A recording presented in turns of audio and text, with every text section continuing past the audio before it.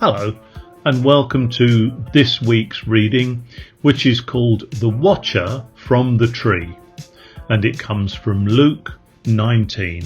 I'm Bruce McLaughlin from our Wellingborough Church. As the reading this week particularly focuses on trees, I thought rather than looking at me, I'd give you some images of trees to look at whilst the reading is proceeding.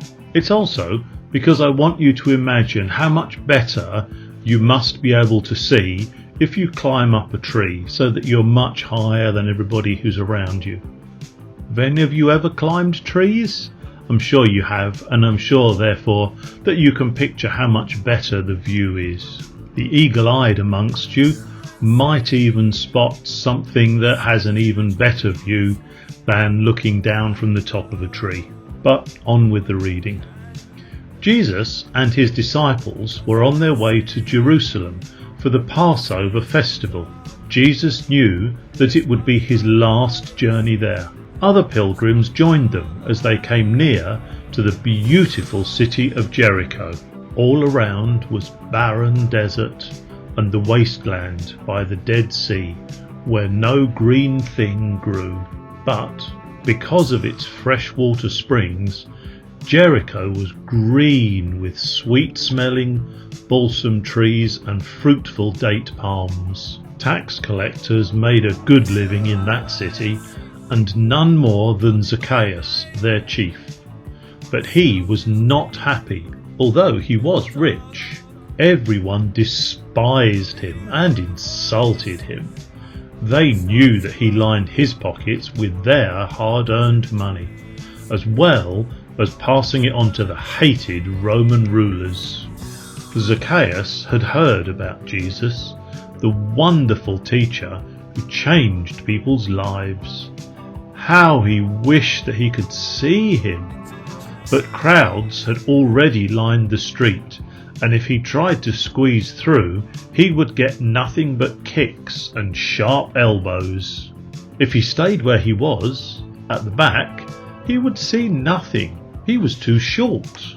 Zacchaeus glanced up at the fig tree that grew beside the street and decided what to do. A few minutes later, as the little procession was arriving, he was surveying the scene below from the vantage point of a strong branch. Jesus and his followers came level with the tree, and Zacchaeus held his breath. Then Jesus stopped and, looking straight up at his hiding place, called out, "Come down, Zacchaeus! I am having dinner with you today." Zacchaeus came down a good deal faster than he had gone up. Brushing leaves and twigs from his stained robe, he went hesitantly forward. The unkind mutters of the crowd reached his ears.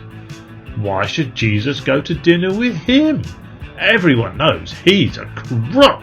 But Jesus put his hand on Zacchaeus' shoulder, and together they went towards his fine home. No one knows what Jesus said over dinner, but when they both came out again, the waiting crowd could see that Zacchaeus was a changed man.